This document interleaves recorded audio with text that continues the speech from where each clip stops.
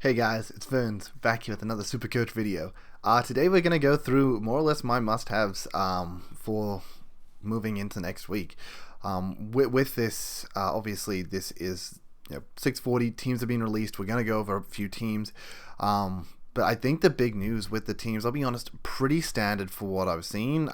Nothing drastic, except for the point that Mason Cox is out injured. I think that's insane. Darcy Cameron just has been tearing it up as it is, and now there's not really going to be any relief from Mason Cox. Obviously, he's not, nobody ever does 100% of the ruck work, but he is definitely in for a big game here, and it's definitely pushed him up the priority list of a must-have. Unfortunately, I did try to play around with my team to see if I could get him in with other players that I really want, but you'll see, I guess, from my must-have list where I rated him, but unfortunately I couldn't do everything while keeping the players I want. But yeah, just going through the teams quickly, I mean, nothing really stands out here. We obviously have Rich out, we have Coleman back in, so if that affects McKenna potentially, I don't think it will, but it could. And then we have Treloar back in as well for this game. Johannesson, Lob, this may be potentially a positive for Bontempelli. Just means less time required in the forward line. Saying that, I think he's just been stuck in the mid for what we've seen. Ralph Smith, who's obviously a relief of Haas back, so that may potentially affect... man, I just blanked on his name really hard. Rioli, who's usually relieving for them. Sometimes Baker goes down there as well. Short's also out though, so yeah, it could be a bit of a jumble up to see how they sort of match up Richmond.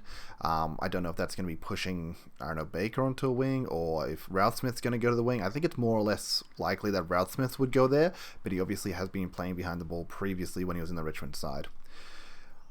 Jumping down, Hawks North, nothing to really take out of this. Will Phillips is actually in, so I think this will be his second game, meaning, if he goes big and you for some reason find yourself getting injuries or something like that, then you could go down to him next week. Yeah, I mean, obviously Hopper's out here too, guys. Look, my opinion with Hopper, straight up, is just a hold. He's expected 1 week. If it's 2, it's unfortunate, but I don't think that you're trading that guy unless you're willing to bring him in after that 2 weeks out. And I just don't see a situation where that's going to work for you, unfortunately. I just don't see anyone that's able to do that. And it just seems like a bit of a waste of a trade to move him out, to move him back in. If a trade's worth 150k, you got to make 300k in that time to basically make up for it. Yes, points on field is pretty good. Personally, for me, obviously, it's very nice in the sense that as I said, I quite the nice team anyway, and it means that McKenzie sort of just takes that spot, which is very nice for me, and we loophole Baker here for tonight's game. So actually pretty good for my circumstances. If anything, I kind of almost want him to take the second week off just to make sure he's 100% fit and firing for when he gets back, and because I think I have the good coverage where other people will not, and it either forces them into, well, I don't think they would trade if you don't trade this week, but it just forces them into potentially running Baker. Maybe he's looped with a Davies or a Constable, just less optimal rookies. So it's pretty nice for me that's how that's ended up. Jumping on down, Josh Kelly and Whitfield was back, which is hopefully a positive. For Tom Green, George Hewitt is back. So might be a positive for Paddy Cripps having a bit of extra help there in the mid, saying that Kennedy's out, so kind of yin for yang there. But I think Hewitt and Kennedy aren't the same player. They don't do exactly the same things, but I think Hewitt is better than Kennedy, but Kennedy has been Kennedy's quite good, so I don't even want to say that. It's really just a yin for yang. It's not a big difference, I think. It's negligible, so we're just gonna leave that how it is. Stringer comes in, Wiedemann comes in, Webster comes in, Steele obviously out, moving down to St Kilda and Essendon. Nothing here, honestly, the really note. Obviously, VZT is out. Maybe it affects Ridley. It is against Saints. Look, I'm moving on Ridley anyway, so it's irrelevant to me, and if you're holding him, then you're just hoping for the best, irregardless. I think this could be definitely a negative for Ridley overall, though. I think he definitely obviously prefers the third tall and floating in for the intercepts rather than having to play a bit more accountable. So I think it's a negative for Ridley, unfortunately. Moving down to the derby, Yeah, honestly, nothing I really see here that's Supercoach relevant in my opinion. Does it affect things that are Supercoach relevant? Not really. I mean, Miller's back in. I don't think that's relevant, honestly. Yeah, no, I don't see anything here, honestly, that piques my interest. Moving down to Geelong and Gold Coast. Obviously, we have the extended benches here, but it looks like Stewart is back in. So give him a bit of time. He'll obviously drop in cash, and maybe we can get him on week 6 at a nice cheap price if you're interested in that. I don't know if I want to take the risk with how injury prone that man is. Suns, Powell back in. Definitely could affect Constable. Constable, I'm pretty sure, is sitting on the extended bench at this time.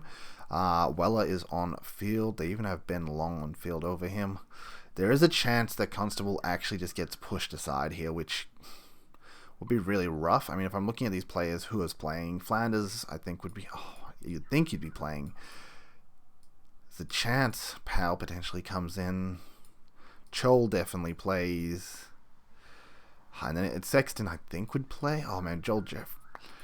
I would say Chol, Flanders, Sexton, and then it's probably a Will Powell or a Constable. I don't think they'll run both of them, so could be a bit rough there for us. I guess they named Stewart on the interchange. There is a chance he actually isn't playing yet. They might just move him down to the emergency list. I don't know why they... I don't know. It's Geelong. They do the stupidest things on their team sheet, and they just bait everyone, so... Not something I'm interested in, so it doesn't really matter. And I don't think it's going to matter to anyone that anyway, unless it's like draft relevant. Moving down to Melbourne, looks like a lot for them in the sense that Stephen May is back, which is actually really important. Obviously, Gorn out, Harms out, Tomlinson. He's just going to be moved out for May, so May will come in and take his spot. Hibbert is also back. Does this affect... No, he seems to be named on field. Cade Chandler named on field, so that's good there. Definitely could affect him though, but I think he'll be fine. Don't really think this changes too much. Obviously, Franklin's playing, so he just pushes someone else out. Maybe he pushes Chad Warner out. He probably pushes McLean out, honestly. I doubt he stays. Wait, who are they running as their ruck, actually? Laddams is there? Yeah, maybe. I'm not too sure, honestly. And then things didn't really change here for Freo. West Coast, I think, kind of just irrelevant there too. Don't really care about that. So I guess that's the team sheet. I don't know. I really just don't think there's that much special personally. That's why I just haven't really... That's why I've just gone over, I guess, pretty briefly overall. So jumping into it, my must-haves, I guess, off those team sheets did change, mainly just off the Darcy Cameron. So we'll start at the top. I'm going to have 3 honourable mentions here. So they're not really must-haves in my opinion, but like if you can get to them, it's pretty cool. First of all is... LDU. Obviously, he's been amazing the first 2 weeks. Seems like he could definitely be top 8. He has Hawthorn this week. I don't think McGuinness goes with him. He could be a captain option as well, so huge value in him this week. The question is, how long does he keep going? I mean, last year, I think technically the stats was over the last 12 weeks, he went a 115, I want to say, which... is pretty nuts. I'm pretty sure that's the stats on LDU there. I want to actually... here we go. I just want to bring it up from last year. So if we jump into 2022 stats, obviously a lot of people look at this when they are picking their overall team, but if we just like look at the last few games here, he has a down game with the 68 there, but outside of that, basically...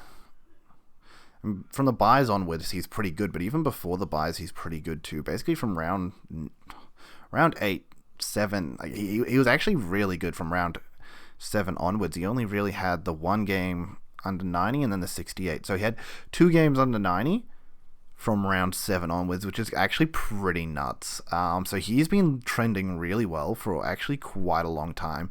Man, he was at 414 last season at that time. That's insane. Like, got him at a steal of a price if anyone got on him there. And you can see it as well with his average. It's gone from 80 to 101. So he's improved it by 21 points in that time frame. Yeah, so I think he's a honorable mention in the sense that if you can get him because your team's tracking well and you're just in a position where you can, definitely feel free to. Looks the goods, honestly. And if going down to LDU from like a Rory Laird or... maybe a McRae or something like that gives you the funds to get to the other must-haves I'm going to have on this list, I think it's pretty obvious. We're just going to say things like day cost, gets you a Zeeble, things like that. Then that's insane. I think that's pretty worth it. I mean, you're downgrading, unfortunately, a premium, but you're going to keep a premium. I don't think the Laird is really as good, especially coming to the Derby. I do think you have to hold him there. I think it's more for a McRae, maybe a Neil, things like that, where the extra money is going to get you one of these other very high value picks. So that's why he's honorable mention number 1. Honorable mention number 2 is going to be Cade Chandler. I do think he is a luxury target in this sense. I think there's more important targets than him. It's not like I do need a name before I go through this list, which is super important, is that I'm not including basically anyone that's 70+% ownership. At that point, more or less Sheasel, Ashcroft are above that price point. I think Dunkley is too. With that, let's be honest, there's no point in including them because everyone has them, and if they don't have them, then you definitely are moving mountains to get them in.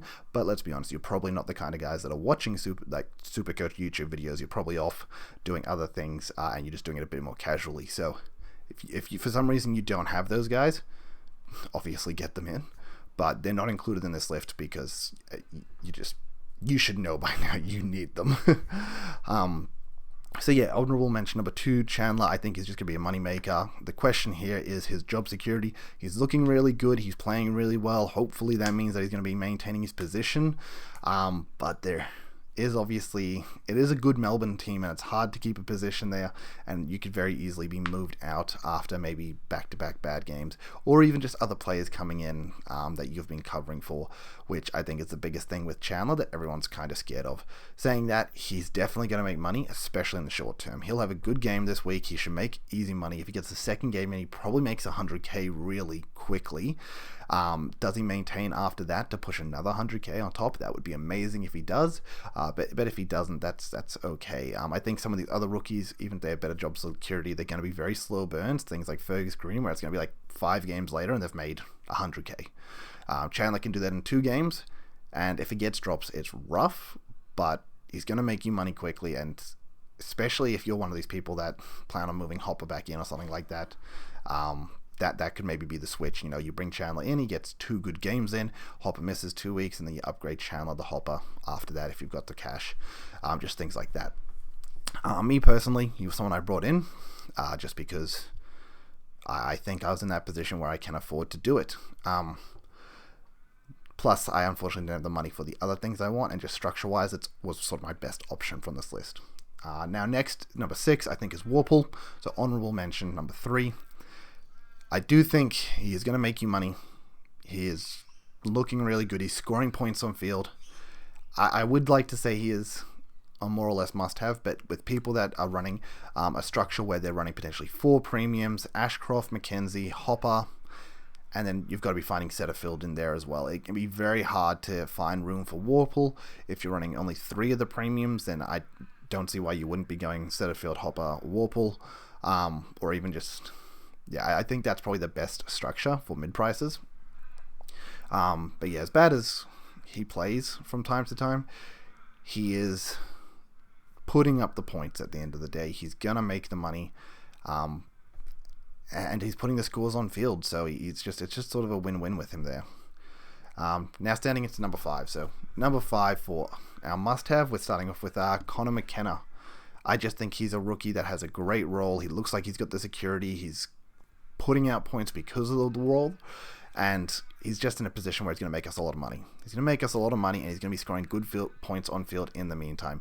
Even if he has down games here and there, that's okay. I mean, look at him. He's got 78 for us this week. Week before, I think he got 96 or something. So he's been really good so far, and I just think he is a must-have. I do think you should be getting him in your team. It's just for cash gen purposes, but also just in the defense line where a lot of people have gone thin. If you're running, I guess, these weaker defenders, I don't know. I think McKenna should be in that mix. I mean, some people might have Jones, Gimby, Constable, and if Constable isn't named, that's crazy. You definitely, I think, need McKenna on field then. I don't know if people are running Wilmot on field or if they've gone for like Stocker, things like that. But I do think McKenna is probably going to make the most money in the backline outside of Jimby. That's another one that's not included because he's over 70% owned, Jimby. Yeah, I do think he's going to make the most money in the backline. Potentially more than Jimby, just in the sense that he's actually a lower price. I mean, it's 4K difference. It's not too bad. Right now, the averages they're putting out, he's putting out a better average, so he definitely could make more money than him. Yeah, I think he's just a must-have, guys. You just got to get him in there. Number 4, and this guy's flown up the list in my opinion, Darcy Cameron. With Cox out, he is definitely tallying a big game. He's had 2 massive back-to-back performances. With Max Gorn going down, I think it's a very easy move down the Darcy Cameron, make some money in the meantime, and it just looks amazing. For me personally, the only way I'm getting him is going down from Sean Darcy, and I just can't do that.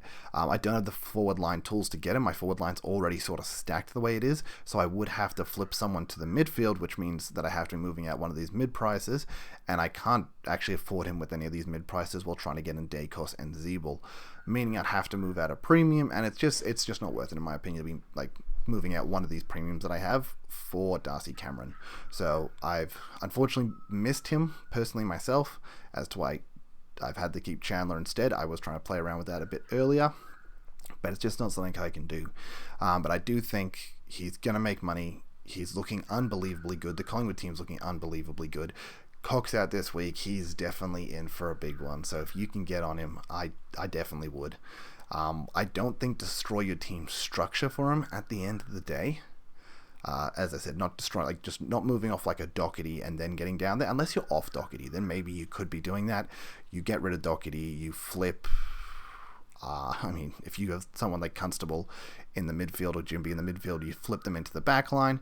Then maybe you flip one of these mid-price one of these premiums into the midfield, and then you can get Darcy Cameron in your forward line that way, which is really nice with the Madden loop for coverage purposes.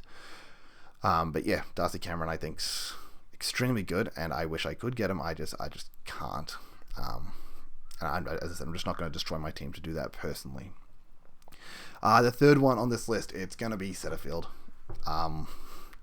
The Setter Goat has been unbelievable. He's putting out crazy numbers. He has a great break even, and he's looking really good. I don't think he's going to be a keeper at the end of the day, but he could definitely be making us 200k. As well as just being someone that's on the field scoring points, and then he can be a last trade out for you. You can hold him at M8 for a long time while you fix up the rest of the team and then slip him onto someone else later on. So he's just really good for points on board. He's really good for the cash gen purposes. It's too good. Obviously, he just dropped a 147. We've seen his ceiling. He has the ability to go big. What happens if he has another big game backed up here or another one after that? Like, he's going to be gone. He's going to be gone really quick, unfortunately. So you need to get on him. I do think the only exception of moving, the only exception of really moving on Hopper is maybe for a Setterfield if you believe Hopper's getting 2 weeks. If you think Hopper is out for 2 weeks, you can go to a Setterfield, make some serious money. Maybe you can try and get Chandler or somebody else up in the meantime to Hopper when he does return. It's a lot of trades. It feels painful to do it, but Setterfield, he could be the difference maker between you being in the top 1,000 or not if you don't get him. So yeah, just massive. Moving on, number 2, this is the other exception to moving Hopper on, Nick Dacos. He is unbelievable. He's truly unbelievable, and at the end of the day, he is a top 6 defender. Is he D1? He very well could be, and you can get him at 500k. He could be 650 in a few weeks. You might, as much as you're sitting there thinking, I have a rookie here or I have a mid-pricer here, I think they're going to make me 150k in the next 4 weeks. You know what? Dacos is going to make you 150k in the next 4 weeks. So even if that mid-pricer goes up, you're going to have to trade him and not actually gain any cash. Your team's not going to, your team would have increased in just as much value if you had Dacos and one of these other mid-prices instead. I would love Dacos. I think over an Ash, over the Wagner Miller.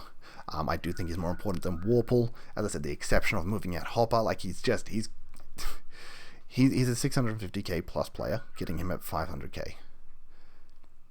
it's a steal. You have to get on him. If he backs up another good game here, he's gone. Like, or you're spending another 50k to get him, or if you have to wait 3-4 more weeks, you're going to be spending another 150k to get him. You've got to get him in now before it's too late. So he's just a must-have. I do think you should be moving mountains for him. As I said, if you don't like Doherty, you can go Doherty the day cost. If you have Ridley, I think side-swapping Ridley is pretty plausible here. I definitely would be doing it. Yeah, I would be doing a lot of things to get Dacos into my team. And that's sort of what I did, I moved Ridley across because I wanted him so bad.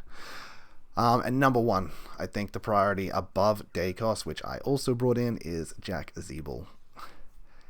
He looks like he is a forward keeper at 350k. It's just that simple. His role is too good. His scoring is too good. He has the history to show that he has done this before. You need Zeeble. He's at minimum making money. Worst case, keeper. Once again, if you don't get him now, he's going to be at 100k up in the next 2 weeks, next 3 weeks. Like, he's going to be gone. Or even if he's not gone, the value that you're making off this rookie or this mid-price that you chose to hold instead, he's probably going to do just as well, if not better. I think that's the exception with Dacos and Zeeble. They will actually make more money than these mid-prices or rookies in the short term, and you need them in ASAP, meaning if you're waiting in the long term to get them in, you're going to be punished way too hard. So you've just got to get them in. That's just my personal opinion there. Obviously, this is the list from how I feel about it. Obviously, you guys may disagree, you may agree, but that's what I think about it, guys, and I think you need to get these players in. Look, Dogs, Brisbane starting 15 minutes. I'm going to try and get this video up. It probably won't come out till after the game started. So if you're holding on to Neil or something like that, I'm sorry, because if you don't have Dacos, you don't have Zeeble, you need to get him in. If you don't have Zeeble Setterfield, break him down, push him into, push Neil into a Setterfield. Then I would honestly improve a Fergus Green or a Owen Davies to a Zeeble, things like that. Unfortunately, as I said, the game's starting in 15 minutes and this video is not going to be up by then, so hopefully you've made the smart move and done something along those lines. But yeah, they're my must-have players for going into week 3, the most important week in the season, because this is where you can just completely break your team if you don't play aggressive enough. So yeah, thanks for tuning in, everyone. Enjoy the game, enjoy the weekend. I will catch you all with the round review, hopefully Sunday night. Peace, later.